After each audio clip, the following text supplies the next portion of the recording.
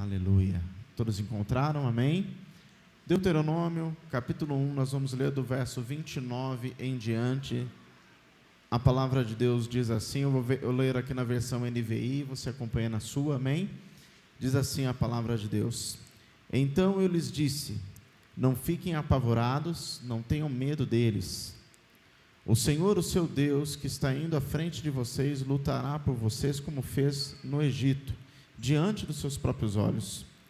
Também no deserto vocês viram como o Senhor, o seu Deus, os carregou, como um pai carrega seu filho, por todo o caminho que percorreram até chegarem neste lugar. Apesar disso, vocês não confiaram no Senhor, o seu Deus, que foi à frente de vocês numa coluna de fogo de noite e numa nuvem de dia, para procurar lugares para vocês acamparem, para mostrar-lhes o caminho que vocês deviam seguir. Quando o Senhor ouviu o que vocês diziam, irou-se e jurou: ninguém desta geração má verá a boa terra que jurei dar aos seus antepassados, exceto Calebe, filho de Jefoné. Ele a verá, e eu darei a ele e a seus descendentes a terra em que pisou, pois seguiu o Senhor de todo o coração. Amém? Fique com sua Bíblia aberta aí, feche seus olhos, oremos. Eterno Pai, nós te damos graças, ó Pai, pela leitura da Tua Palavra, pedimos, continua falando conosco, continua ministrando os nossos corações, que cada mente seja levada cativa a Cristo, que os nossos olhos, ouvidos e corações sejam somente para Ti, em nome de Jesus oramos, entregamos o nosso coração, a nossa vida mais uma vez nas Suas mãos, pedindo, fala conosco, em nome de Jesus, amém e amém, Jesus, amém, queridos, graças a Deus. Amados, a palavra de Deus que nós lemos aqui, se você ler do versículo 29 ao 40 do capítulo 1 de Deuteronômio, nós vemos aqui Moisés discursando, mais uma vez lembrando do momento em que Deus designou 12 homens para irem até a terra e espiá-la, para trazerem então os seus relatórios falando daquilo que eles haviam visto, do que eles tinham provado. Não foi uma expedição curta, mas que durou aproximadamente 40 dias, tempo em que eles puderam trilhar o caminho até a terra, ver ali os povos que viviam naquela região, chegar até a terra principal, que era aquela que era o objetivo, observar como a terra estava, o que ela produzia, ver quem ali habitava. E é interessante porque nós vemos esse texto também no livro de Números, no capítulo 13, no verso 14, depois se você quiser ler, é importante para que você venha conhecer mais, ali relata a saída dessa expedição. Mas o que nós vemos ali de interessante é que quando esses espias retornam, nós vemos ali relatórios que são divergentes. Nós vemos 10 homens que chegam ali e relatam a respeito das cidades muradas, homens que relatam acerca das dificuldades, homens que falam acerca de gigantes que habitavam naquela terra, homens que observavam toda a dificuldade que seria para conquistar aquela terra que então era a terra chamada Terra da Promessa. E por outro lado, nós vemos que o povo, ouvindo esse relatório, se acovardou, o povo ficou temeroso, o povo começou a pensar que não devia seguir em frente, o povo começou a pensar que tinha que parar por ali e não buscar mais a promessa de Deus para a vida deles, porque onde eles estavam já estava bom, afinal eles tinham sido tirados do Egito, e lá no Egito eles tinham alimento, tinham tudo mais, e se eles seguissem em frente, então talvez eles fossem aniquilados. Ou seja, esse relatório desses 10 homens trouxe temor no meio do povo. Como diz no ditado popular, notícia ruim, ela chega rápido, ela corre rápido. E nós vemos que o relatório então que é apresentado por esses outros 2 jovens, Josué e Calebe, é um relatório totalmente diferente. É um relatório baseado em 3 pontos básicos. O primeiro ponto, eles dizem que a terra era fértil, ou seja, a terra era boa para plantar, o que era uma garantia então que teríamos uma boa colheita se naquela terra plantássemos. Aquela terra também, eles observaram que ela era boa, ou seja, ela tinha pasto para os animais, o gado não ficaria sem alimento. Era um lugar então provido de tudo aquilo que eles precisavam, sendo que eles viviam, a maioria deles, do fato da agricultura. Eles viviam, aquelas famílias, do ato de plantar e colher o fruto da terra. Então a terra era boa. Primeiro ponto que eles trouxeram no seu relatório. O segundo ponto, eles enxergaram os inimigos como os inimigos sendo inimigos vulneráveis. Ah, pastor, mas havia cidades fortificadas. Mas Deus era maior do que qualquer fortaleza. Havia gigantes, mas os gigantes eram alvos fáceis. Homens daquele tamanho eram fáceis de serem acertados. Não tinha como errar. E outra, um ditado popular diz: quanto maior a altura, maior a queda. Amém? Mas o mais importante, o relatório deles, que foi as palavras que Caleb disse e fez calar o povo: Deus está conosco. Se Ele prometeu, Ele vai nos dar. Amém? Então este relatório de Caleb é tremendo. Este homem que fala cheio de confiança é este homem chamado Caleb, filho de Jefoné, o quenezeu. Não era então hebreu? Sim, a sua mãe era hebreia, da tribo de Judá, o que lhe dava direito de ser então daqueles que tinham direito à posse da terra. E quando ele vai naquele lugar, ele se apaixona por um lugar chamado Hebrom. Interessante que o significado da palavra Hebrom é associação ou aliança. Amém? Então ele se apaixona e ele faz uma aliança com aquela terra, que é a terra da promessa. E ele vai então em busca daquela terra. Ele crê naquela promessa. Por mais que estivesse ainda longe de ser conquistada naquele período onde eles estavam apresentando o relatório, mas ele cria que aquela promessa era para a vida dele, ele iria tomá-la. E é interessante que a ira de Deus se acendeu sobre aqueles que não creram. Se você ler lá em Números, no capítulo 32, no verso 10, 11, 12, fala ali que nenhum daqueles homens abaixo de 24 anos iria entrar naquela terra. Nenhum daquela geração, exceto Josué, filho de Num, e Caleb, filho de Jefoné. E assim se cumpriu a palavra do Senhor. Amém? Mas o que nós podemos tirar de lições na vida de Caleb? E é sobre este tema que eu quero falar nessa noite. Eu quero falar de 3 lições na vida de Caleb. Amém? Você está comigo? Amém, amados? E sobre essas 3 lições eu quero passear com você nessa história deste homem, mas trazer um pouco para a nossa realidade, para os nossos dias, para a nossa vida. Amém, igreja? Então, dentro da vida de Caleb, as lições que nós podemos destacar, a primeira lição que nós podemos trazer, com certeza, é a perseverança. Amém? É a primeira lição deste homem que nós podemos trazer para a nossa vida, com o objetivo de nós também adquirirmos esta atitude de ser perseverantes. Amém, amados? O que é ser perseverante? É a qualidade de quem não desiste facilmente. É a qualidade de quem persiste. É a qualidade de quem insiste. Amém, amados? E nós vemos isso de maneira muito clara na vida de Caleb. Nós vemos Caleb aqui com aproximadamente 40 anos, quando ele espia a terra. E nós só vemos ele conquistando a terra com 85 anos. Foram 45 anos de perseverança, de insistência, perseguindo aquele alvo, querendo alcançar aquela promessa. E isso traz para nós uma lição muito grande, porque nós somos imediatistas, queremos as coisas acontecendo rapidamente. Mas tudo que vale a pena tem 2 pontos: dá trabalho e leva tempo. Tudo que vale a pena na vida de qualquer pessoa, querido, presta atenção. Primeiro, dá trabalho.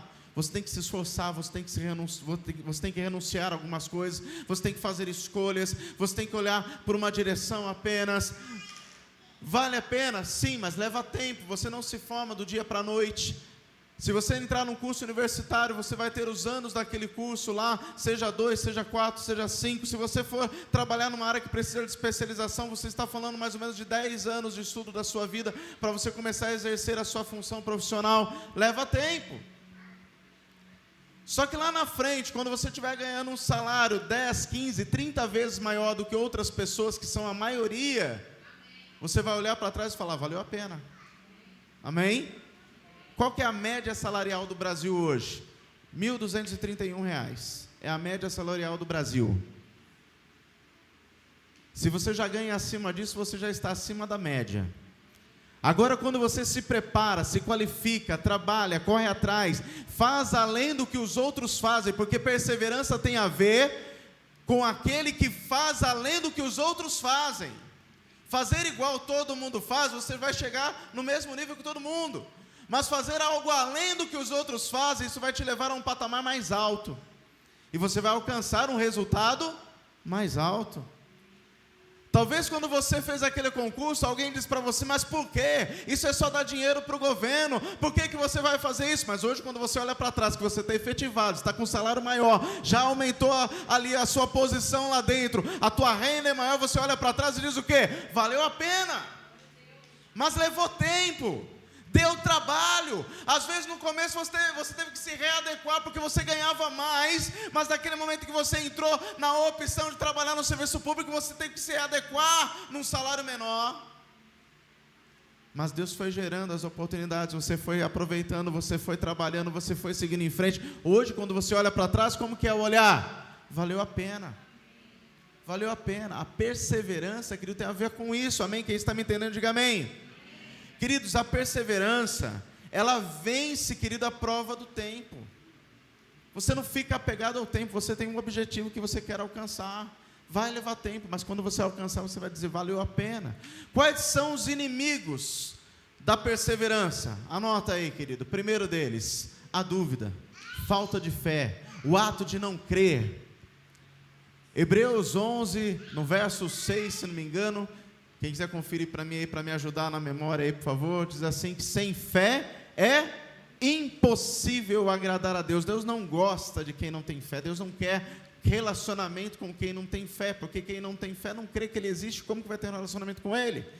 Então o primeiro ponto para entender, eu tenho que ter fé. Quando eu permito que meu coração, em vez de ser cheio de fé, ele seja cheio de dúvida, isso é um inimigo da perseverança. Pastor, mas pode um cristão sentir dúvida? Sim ou não? Sim. Se você estiver perto de uma pessoa, com carinho, dá um beliscão nessa pessoa. Doeu você que tomou um beliscão? Deixa eu te dar uma informação, você continua sendo humano. Você continua sendo de carne e osso. É lógico que vai haver momentos na sua vida, por mais experiências que você tenha, que você sinta dúvidas. Mas você não pode deixar-se ser. Você não pode deixar ser dominado, domado pela dúvida. E isso muitas vezes nós permitimos, porque a dúvida se torna muito maior do que a fé. E ela acaba nos dominando, acaba nos domando, e nós nos rendemos a ela. Quem está me entendendo, diga amém. Nós não podemos deixar ser vencidos pela dúvida. Números 13, verso 31, não precisa abrir, só anote para a gente ganhar tempo. Diz assim o texto: porém os homens que com ele tinham subido disseram, não poderemos subir contra aquele povo, porque é mais forte do que nós. A dúvida a respeito da conquista encheu o coração daqueles 10 homens. E lógico que aqueles homens incendiaram também o coração do povo com o mesmo sentimento, de que não eram capazes. Querido, a dúvida, ela nos leva a olhar para nós mesmos, e nós mesmos somos limitados. Eu sou limitado, eu tenho até onde eu posso chegar. Eu conheço os meus limites. É muito bom você também saber os seus limites, você ser honesto a respeito dos seus limites. Mas, querido, não estou falando, querido, que nós temos que se render à dúvida, mas nós temos que sim colocar a nossa posição como uma posição de fé, porque a fé não nos leva a olhar a nós mesmos, a fé nos leva a olhar que Deus pode, a ver e enxergar que Deus faz, a entender e compreender que Deus realiza, a entender que se Ele prometeu, Ele vai cumprir, amém, amados? A segunda, querido, a segunda coisa que é inimiga da perseverança são as influências. Pastor, como assim? Toda e qualquer influência é inimiga da perseverança, quando a influência, ela nos leva a uma direção oposta daquilo que Deus tem para nós. Ou seja, toda má influência é um inimigo da perseverança.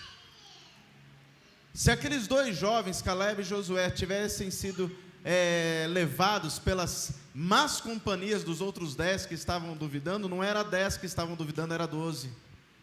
Eles foram firmes na sua convicção, naquilo que eles criam. Mas infelizmente não é regra da maioria, a maioria vai no embalo e se deixa ser influenciado. Amado, nós somos influenciados em tudo. Admitindo ou não, nós somos influenciados. Você mudou seu corte de cabelo, influenciado por alguém que cortou e você viu e achou bonito. Você se vestiu com a roupa que você está porque você viu em alguém e você achou que é legal, foi lá, comprou também. Foi no shopping center, passou o cartão de crédito e está vestido bonitinho hoje, sim ou não? Mas por influência, amém? Esses dias atrás a Bianca estava falando que queria pintar o cabelo. Eu nunca vi, né? Mulher tem cabelo preto que é loiro que é preto, quando não quer preto que é ruivo, né? Se tem cabelo liso que é cacheado, se tem cacheado que é liso. Você já viu um ser mais inconformado do que o ser humano? E não é só a mulher não, o homem também, viu? Amém? Os homens ficam tudo quietinhos nessa hora, né? Mas a questão é que nós fazemos por influência. Por exemplo, eu deixei a barba lá atrás por influência. Estou tentando me livrar dela, ainda não consegui, mas um dia sai. Amém? O pastor está falando amém lá atrás. Continua orando, amor, continua orando. Queridos, o que eu estou dizendo é que a influência, ela pode também ser boa. Se a influência for boa, ela vai nos ajudar a crescer. Mas más influências são inimigos da perseverança. 1 Coríntios 15, verso 33, Paulo escreveu: não se engane. Outra versão, não se iluda. Outra versão, não se deixe enganar. As más conversações, as más companhias corrompem os bons costumes. Na versão da Bíblia Viva, diz assim, que nós não devemos nos deixar enganar, nos deixar levar, porque senão logo estaremos fazendo exatamente como os outros também fazem. Se não me engano, diz isso na Bíblia Viva, se não é perto disso. Né? Também não sou obrigado a lembrar de tudo, você lê lá e descobre. Amém? Quem está me entendendo, diga amém. O que eu estou dizendo para você, querido, é que em qualquer versão, deixa claro, que se uma pessoa ficar muito próxima de outra, que vai para outra direção, tem outra linha de pensamento, outros objetivos, outra forma de pensar, outra visão de mundo e de vida, essa pessoa pode ser influenciada a fazer o mesmo. Paulo está citando para a igreja aqui por conta de uma outra situação que fala a respeito de ressurreição. Eu não vou entrar nesse ponto aqui. Eu estou falando a respeito de companhias, amém? E a palavra que usa aqui, a palavra más companhias, de ruim, é a palavra kakos no grego, que significa algo que é de natureza perversa, algo que não deveria ser como é, algo que influencia o modo de pensar, de agir ou de falar, algo que é desagradável, algo que é injurioso, pernicioso, destrutivo, venenoso. Precisa falar mais alguma coisa?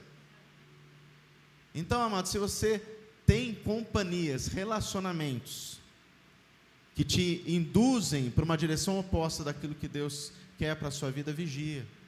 Eu te dou um conselho um pouco mais: abra mão desses relacionamentos, se afaste deles, fuja deles, porque, querido, se está te levando para uma direção oposta de Deus, não serve mais para você, não serve mais para você.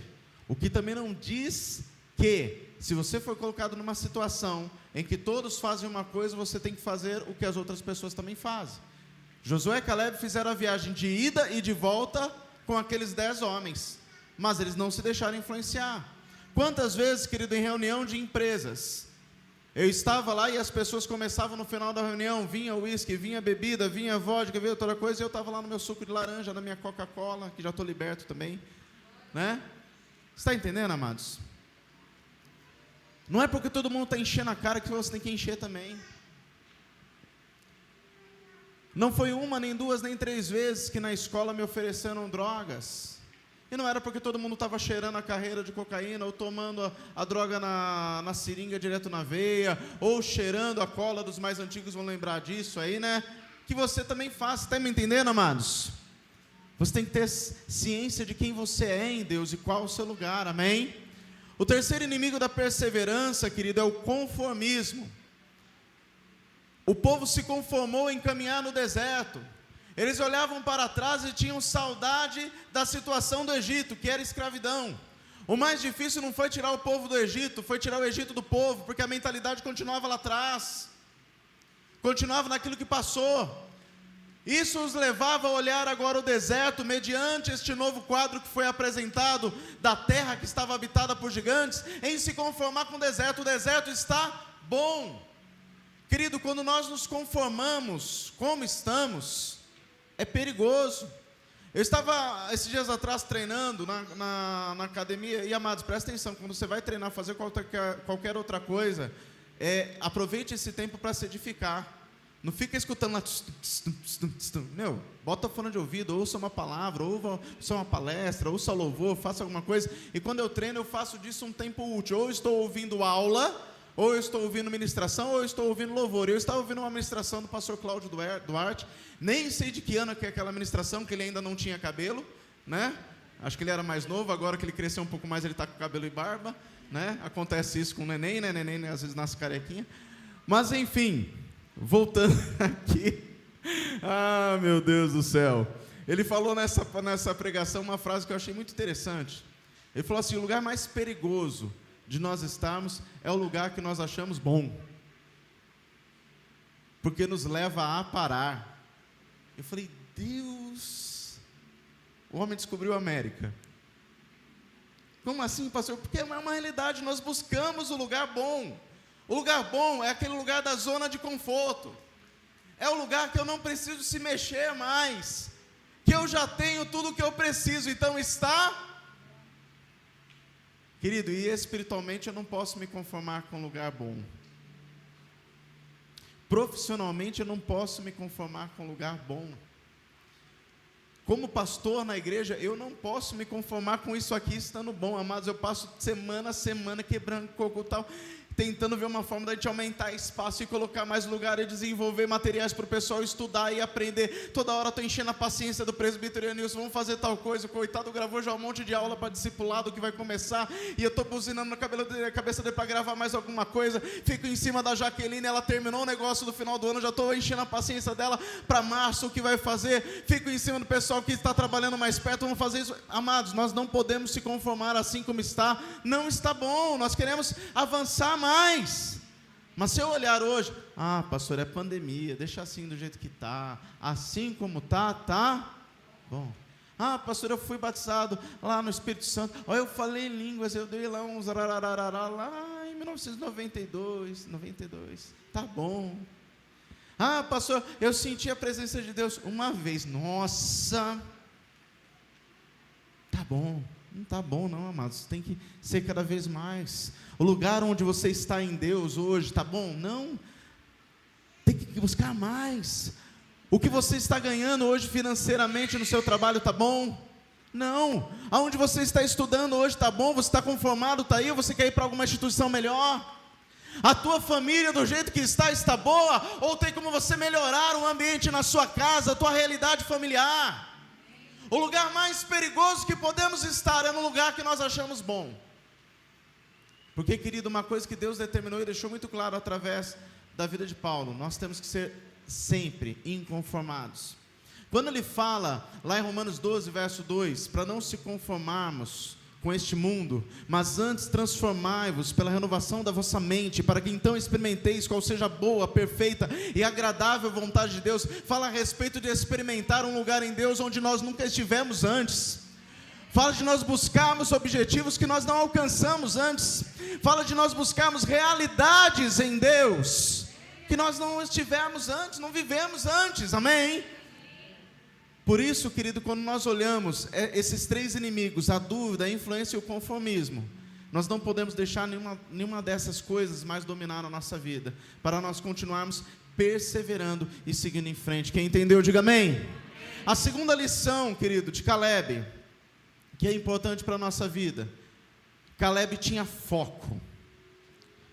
Querido, o que é foco? É o ponto que converge para alguma coisa, é o ponto que converge para alguma coisa, é aquilo que te dá visão. Vou te dar uma forma de você entender. Você que tem o seu celular aí na mão, eu ia usar câmera fotográfica, mas isso já está no museu, a não ser quem é profissional da área. Você que tem o seu celular, quando você vai tirar a foto, a maioria dos celulares hoje em dia, ele tem um ponto que se chama foco automático. Você vai abrir e a lente vai focar naturalmente, mas se você movimentar e ele perder o foco, você vai bater com o seu dedinho no toque do celular, vai aparecer na maioria dos celulares um quadradinho ou um círculo, para ele recuperar o foco, ou para você direcionar aonde você quer ter o foco.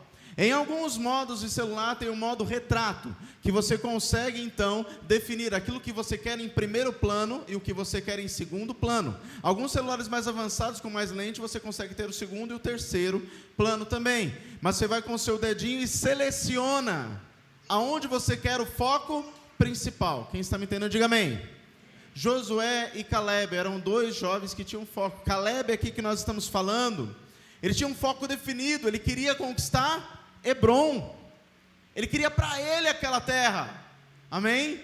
Nós podemos dizer que foco é aquilo que nos dá visão, nos dá a capacidade de enxergar antes mesmo de existir, nos dá a capacidade de sonhar antes mesmo de haver algo palpável em nossas mãos. Interessante que essa visão tem muito a ver com fé, né? Hebreus 11, verso 1. Amém? Quem está me entendendo, diga amém. Por exemplo, querido, quando eu fui comprar a minha casa, eu me lembro de falar para a pastora Aline o seguinte: amor, você tem que olhar a casa, mas você não deve ver a casa como ela está, mas você deve enxergá-la como ela pode ficar lá na frente. Porque se eu olhasse a casa como ela estava, quando eu fui ver, a casa estava no estado de abandono, tinha muita coisa para fazer, era mais fácil eu sair correndo, porque é gostoso chegar onde você não tem que fazer nada. Mas diante da realidade que nós tínhamos, e diante daquilo que Deus havia preparado para nós, quando eu fui ver a casa, eu já enxerguei ela como ela poderia ficar, como ela está hoje. Amém? Depois de um bom banho de reforma, tá bom hoje, amém, amados? E a pastora, ela compreendeu isso e comprou junto comigo, porque casal tem que caminhar junto, querido, mesmo objetivo, mesmo foco, concordância, e nós passamos a enxergar aquela casa como ela poderia ficar. O foco não era deixar a casa como estava, mas é que ela pudesse chegar onde ela está hoje. Quem está me entendendo, diga amém. E para isso nós precisávamos de uma visão acerca do futuro. Querido, um terreno que você compra, você está enxergando ali apenas terra. Mas se você tiver visão, tiver foco, você enxerga em cima do terreno o quê? Uma casa construída, terminada. Quem está me entendendo, diga amém. Então ter foco, querido, presta atenção. Primeira coisa, é ter continuidade. É você começar e não parar. Não desistir no meio do caminho. Não parar no meio da estrada, não se render às dificuldades e obstáculos que vão aparecer, presta atenção, e vão aparecer obstáculos no caminho, mas você não se rende a ele, você continua até o fim. Presta atenção para você refletir se você é uma pessoa que tem foco ou não.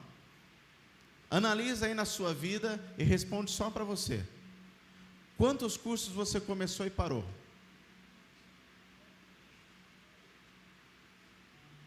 Responde só para você mesmo.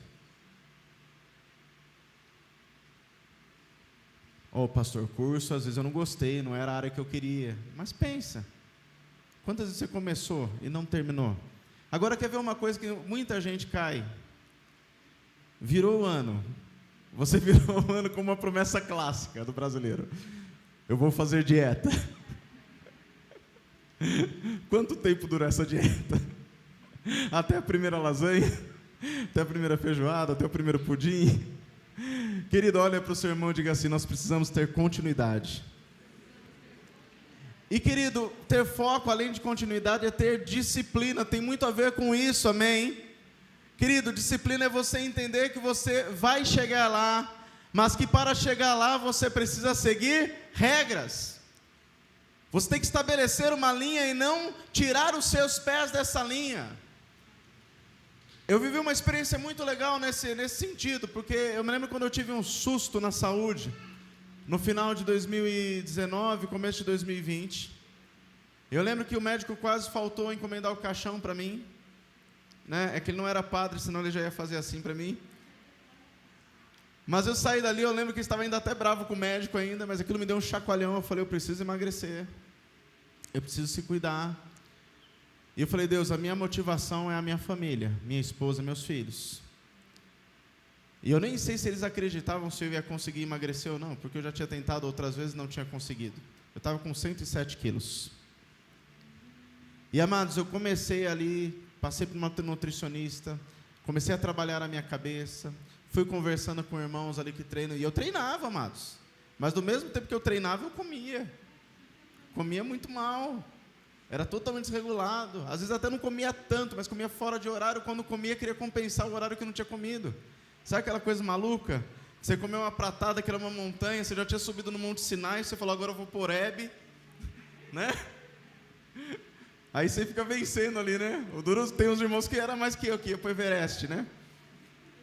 Mas era aquela coisa maluca, cara, eu tive que começar a trabalhar na minha cabeça, porque o principal desafio era a minha cabeça. Eu falava, eu vou comer esse trem, eu vou ficar com fome. Deus é tão bom, colocou na minha vida uma nutricionista, uma jovem, que nem eu dei crédito na hora que ela falou comigo. Eu falei, meu Deus, onde foi amarrar meu burro? Uma menina assim que ela vai até para me falar, mas Deus usou a vida dela de forma tremenda. Nós não podemos duvidar do que Deus faz. Mas Deus deu o caminho. Quem teve que trilhar o caminho? Quem teve que colocar uma linha e não tirar o pezinho nessa linha?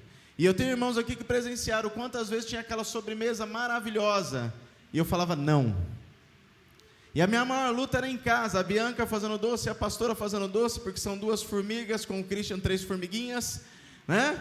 E eu falava não. E às vezes fazia aquele lanche maravilhoso, eu até preparava o lanche. Quantas vezes fazia ali o hambúrguer, preparava, fazia na grelha o hambúrguer, servia para eles, via aquele pão, aquele bacon derretendo, você não vai comer? Não. Comia lá um disquinho de carne lá só, ou com salada, virei coelho, eu nunca comi tanta folha, tanta coisa. Amados, eu sei que foi assim, cada vez que eu ia pesando na balança, eu ia vendo o resultado disso. Lembra que eu te falei que tudo que vale a pena dá trabalho e leva tempo?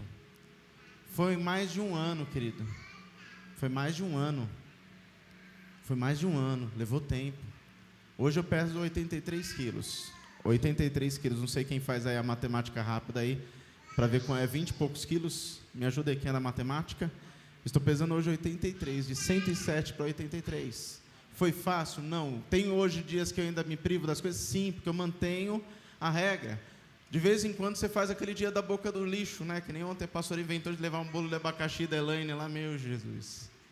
O bolo, quase que eu fiz assim pro bolo, né? Você come um pedaço, ela fala que é mais, eu quero, mas não posso, leva esse negócio daqui. Mas, querido, você tem que ter disciplina, você tem que ter continuidade. Se você quer ter resultado, se você realmente almeja um resultado, você tem que ter continuidade, tem que ter disciplina. Quem está me entendendo, diga amém. Você quer se ver livre das contas que você mesmo contraiu, que fez lá conta demais no cartão de crédito, que sujou o nome, virou sócio daquele clube que não tem piscina, não tem quadra poliesportiva e não oferece nenhum benefício, né? O SPC Serasa, você quer sair disso? Você precisa ter continuidade e disciplina. Parar de comprar coisa tola no Shopee. Parar de ficar vendo o aplicativo da Pernambucana. A gente ouve aqui baixinho os fala Deus, né? Fala Jeová. Mas para sair vai fazer o quê? Levar tempo, dar trabalho. Querido, mas se você traçar isso como objetivo, você consegue chegar lá, amém, amados? Isso é ter foco, amém? É ter foco. Querido, quem tem foco, evita ao máximo fatores externos e internos que possam tirá-lo do foco. Quais são os exemplos, por exemplo, de fatores externos? Por exemplo, relacionamentos. Querido, qualquer relacionamento que não tem equilíbrio pode tirar uma pessoa do foco. Eu já vi jovem deixando de cursar uma faculdade porque o namorado disse que não queria que ela cursasse. E perdeu 1 ano da vida por conta dessa situação. Eu já vi rapaz perdendo uma boa porta de emprego porque a namorada ficou com ciúme porque tinha moça lá. E aonde não tem? Então, querido, um relacionamento que não tem equilíbrio, seja namoro, seja casamento e seja amizade, pode tirar uma pessoa do foco. Quem está me entendendo, diga amém. Eu já vi muita gente que era nota 10 na escola passar a ser nota 4 ou 3 por conta de relacionamento e amizades dentro de uma escola. Então, amados, isso é coisa que tira a pessoa do foco. Então, seja amizade, seja namoro, seja casamento, se não houver equilíbrio, pode tirar a pessoa do foco. Querido, outro fator externo, que é um grande vilão para tirar uma pessoa do foco hoje, é a tecnologia. A tecnologia é o extremo entre aquilo que nós temos de bom e aquilo que nós temos de mal. Hoje a tecnologia nos ajuda para assistir aula, para fazer curso, para fazer pesquisas e tanta coisa boa. Mas a tecnologia também leva uma pessoa a perder o foco. Ontem a Jaqueline pregava aqui no Upgrade falando sobre isso, sobre a questão da influência das mídias sociais.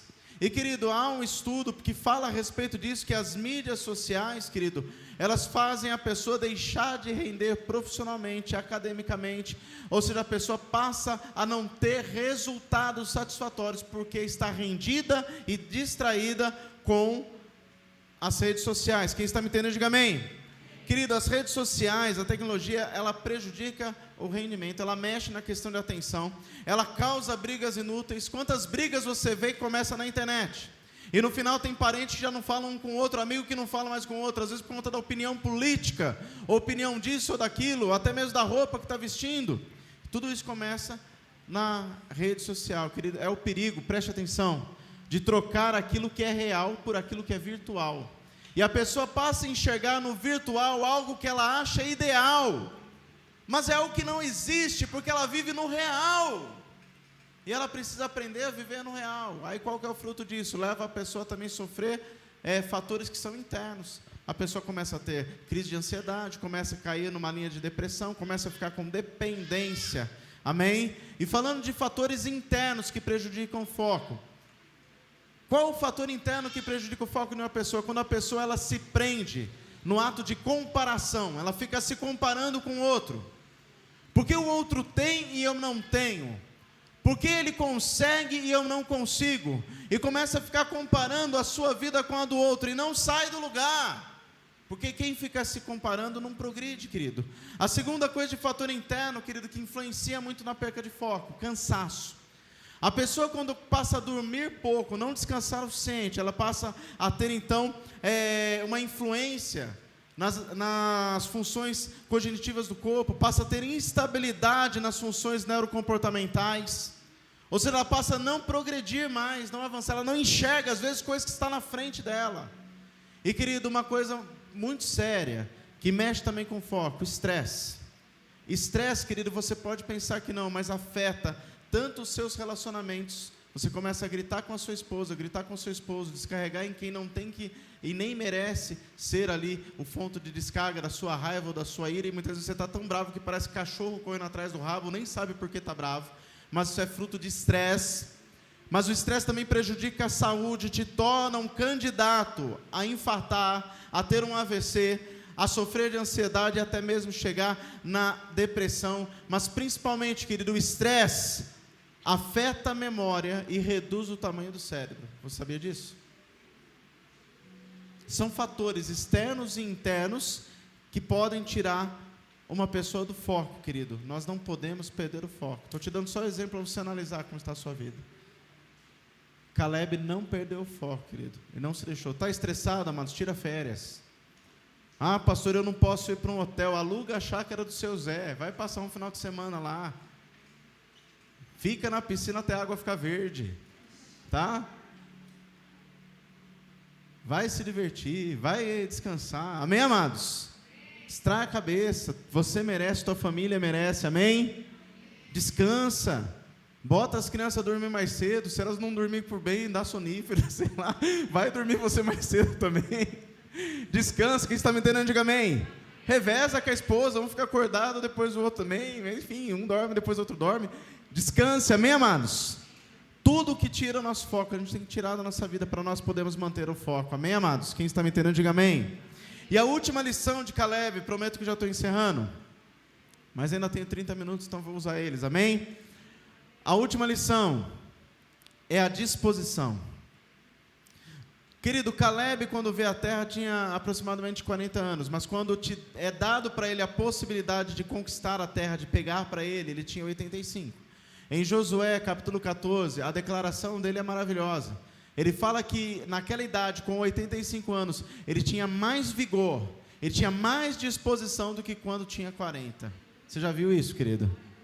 A disposição dele é um exemplo para a gente. Se nós queremos conquistar a nossa Hebron, a nossa promessa, nós precisamos ter disposição. Quais são as qualidades de uma pessoa disposta? Primeiro, animada. A pessoa está sempre animada, sempre para cima. É aquela pessoa que você fala, vamos, vamos. É aquela pessoa que fala, olha, está chovendo, mas vamos mesmo assim, vamos. Não tem tempo ruim, não tem hora ruim. A pessoa está animada, está disposta, vamos e pronto, e vamos fazer, vamos conquistar. A segunda característica de uma pessoa disposta é que a pessoa é determinada. O que é isso, pastor? É uma pessoa que tem paixão. Uma pessoa que tem desejo por fazer. É uma pessoa, querido, que se dedica na direção do objetivo que ela quer conquistar. Quem está me entendendo, diga amém. A terceira característica de uma pessoa disposta é que esta pessoa é corajosa. É uma pessoa que segue em frente. Mesmo diante das dificuldades, mesmo diante das críticas, mesmo diante das situações que ela não estava esperando, os revés da vida, continua seguindo em frente. Outra característica de uma pessoa, querido, que é disposta, é uma pessoa decidida, ou seja, é convicta dos seus objetivos, é convicta do alvo que tem que ser alcançado. Quem está me entendendo, diga amém. Outra característica, querido, de uma pessoa disposta, ela é entusiasmada, empolgada, uma pessoa empolgada, uma pessoa que empolga os outros, uma pessoa que consegue inflamar os que estão na sua volta a ir naquela direção. Quem está me entendendo, diga amém. E por último, querido, uma pessoa, aleluia, pode ser também, querida, mas eu não ia falar efusiva, mas pode ser nessa direção. A última característica de uma pessoa disposta, aí vai pegar, porque todo mundo confunde disposição com falta disso. Mas uma pessoa disposta é organizada. Parece que alguns olhos se arregalaram. Uma pessoa disposta é organizada. Por que, pastor, é organizado? Porque ela sabe o que precisa para conquistar. E ela não perde tempo com aquilo que vai atrapalhar. Ela não perde tempo com aquilo que não vai ajudá-la a chegar no objetivo que ela tem determinado. Caleb não perdeu tempo se rendendo às críticas dos outros 10 espias. Caleb não perdeu tempo dizendo, eu já estou mais velho, não tenho tanta força. Caleb não disse para Josué, olha, mas tira primeiro lá os habitantes da terra, depois eu vou habitar. Não, pode deixar que eu vou e eu mesmo tiro. Eu limpo a terra, preparo, é minha, eu vou tomar. Ele sabia o que precisava. Ainda ofereceu lá, quem for me ajudar lá, eu vou dar minha filha ainda em casamento. Ainda tinha estratégia, né? Outro dia eu estava ouvindo um rapaz falando assim que ele gostava de oferecer sacrifício para Deus, e o primeiro namorado da filha dele ia oferecer sacrifício para Deus. O Leozinho até sumiu. Eu fiquei pensando na ideia. Mas volta para a palavra aqui, volta para a palavra. Querido, quem é disposto é organizado, sabe o que precisa para conquistar, vai lutar e não perde tempo com aquilo que não vale a pena. Então, querido, diante dessas 3 lições da vida de Caleb, nós somos desafiados, querido, a olhar na direção correta. Olhe para mim. Se você fixar os olhos nas dificuldades, nos gigantes, nos obstáculos, querido, eu quero te informar que você vai se tornar incapaz, você vai ficar temeroso e você vai desistir sem ao menos tentar. Mas se você aprender a fixar seus olhos em Deus, porque é Ele que cumpre as promessas, porque é Ele quem faz por você, e você fazer a sua parte de se alinhar, seguir em frente, olhar na direção que Ele determinou para você, querido, pode levar tempo, pode te dar trabalho, mas quando você chegar lá na frente, você vai olhar para trás e vai dizer, valeu a pena, valeu a pena, valeu a pena. E Josué viu Canaã, e Caleb pisou em Hebron, lá no seu condomínio fechado, Hebron, a sua descendência desfrutou daquela terra, como foi promessa do próprio Deus para a vida dele. Lá em Efésios, eu quero terminar com esse texto, não estava aqui nem na palavra, mas eu gostaria que você abrisse comigo, Efésios, no capítulo de número 3, e o verso de número 20, Paulo escreveu a respeito desse Deus, dizendo: aquele que é poderoso de realizar infinitamente mais do que tudo o que pedimos ou imaginamos, de acordo com o seu poder que age em nós.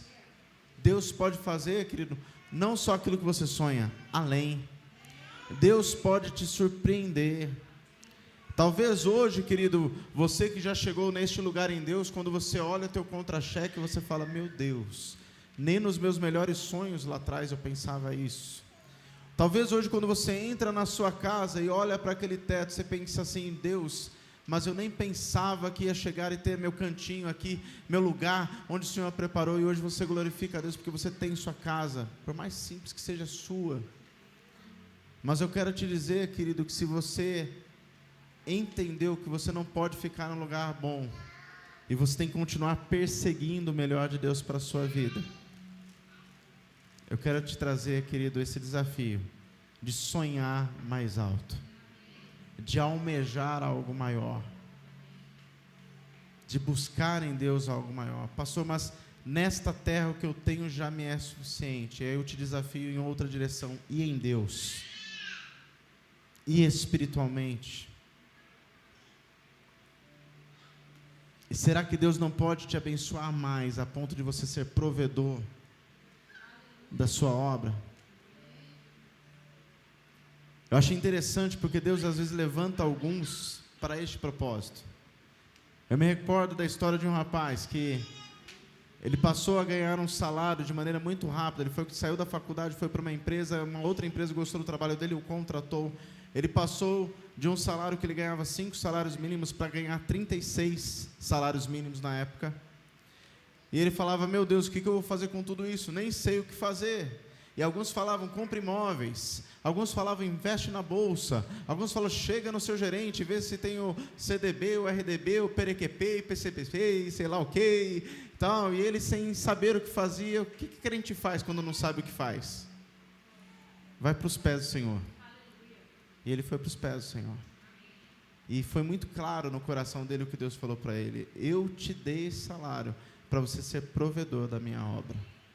E, amados, aquele jovem, além de ser dizimista, ele foi um grande ofertante em obras assistenciais, em missões. Deus foi o prosperando de maneira sobrenatural, porque embora ele sempre entregasse, sempre desse, Deus sempre entregava mais em suas mãos. E aquilo que para os outros era uma opinião de comprar imóveis, de comprar terreno, de investimento, isso foi acontecendo naturalmente. Acaso o Deus dele é diferente do meu Deus ou do seu Deus? Nós temos que olhar para a direção certa, amados, em nome de Jesus. Nós temos que olhar para Ele. É Ele que faz. E eu quero te desafiar nisso, querido. Tirar os olhos de você mesmo, das suas dúvidas, dos seus questionamentos, e fixar os seus olhos do Senhor, em nome de Jesus, amém? Se você tem esse desejo, quer ter essa posição hoje na sua vida, se coloque de pé. Eu quero orar com você. Você que deseja isso, você que quer caminhar nessa direção. Aleluia. Obrigado, filha. Eu queria pedir a gentileza, deixasse a igreja meia luz, por favor. Gostaria que você fechasse seus olhos. Aleluia. Aleluia. Aleluia. Eu vou te dar alguns segundos, querido, para você falar com Deus. Você apresentar para Ele o que é a sua Hebron. O que é aquilo que você deseja conquistar. Às vezes você tem o terreno, mas ainda não tem a casa construída. Às vezes você tem a casa, mas você deseja uma casa melhor estruturada. Às vezes você tem o sonho em atuar naquela determinada profissão, mas você ainda nem entrou na faculdade. Querida, é dia para isso, é dia para apresentar diante do Senhor essas questões. Às vezes você está na empresa, mas você sabe que ali você pode alcançar um local mais alto, um cargo maior. Às vezes você hoje é só um adolescente, cheio de sonhos. Deixa eu te dar uma informação, querido. José também era adolescente, cheio de sonhos. E Deus o colocou em lugar de destaque. Só que uma coisa nós vemos na vida de José que nós temos que ter: José não se desviou do caminho de Deus, nem desonrou a Deus, nem foi infiel em nenhum momento da sua história. Mesmo quando estava sozinho, mesmo quando surgiu a oportunidade de pecar, e ele estava na casa de Potifar, e a casa de Potifar era bom, ele administrava, tinha tudo, era só se deitar com a mulher de Potifar e as coisas continuariam do mesmo jeito. Mas ele escolhe continuar sendo fiel a Deus. Ele sai da zona de conforto. Mas olha o final, querido. Deus o leva a um patamar mais alto. E de escravo de Potifar, eu não sei se você já parou para pensar, ele passou a ser patrão. Porque abaixo de Faraó era José, e abaixo de José era todos os outros, inclusive Potifar. O que eu estou te dizendo, querido, é que se você manter-se fiel, Deus vai te colocar em lugar de honra. Se você se manter fiel, Deus vai te colocar em lugar de destaque, não para que você seja reconhecido, mas para que o nome dele seja reconhecido através da sua vida.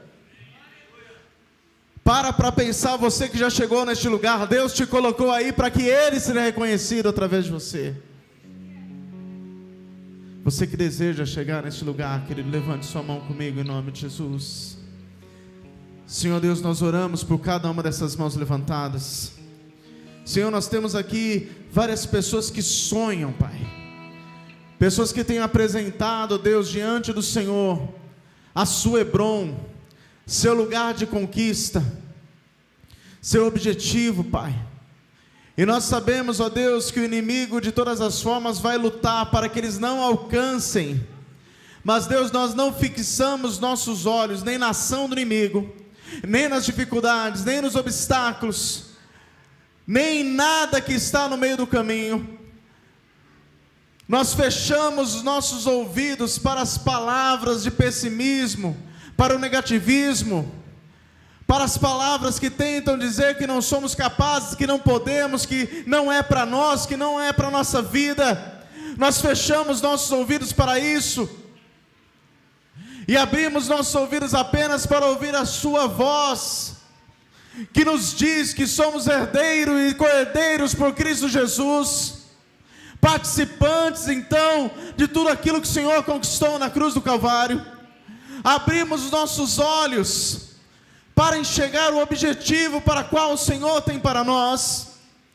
Pai amado, mesmo que dê trabalho, mesmo que leve tempo, Pai amado, trabalha no nosso coração para que possamos continuar sendo perseverantes, não nos deixando se render à dúvida, não nos deixando levar pelas más influências, não nos conformando com a situação que estamos vivendo. Espírito Santo, nos ajuda a manter o foco, que tudo aquilo que está no nosso coração, ou externamente, que tenta tirar nosso foco, caia por terra, que os nossos olhos sejam fixos no alvo.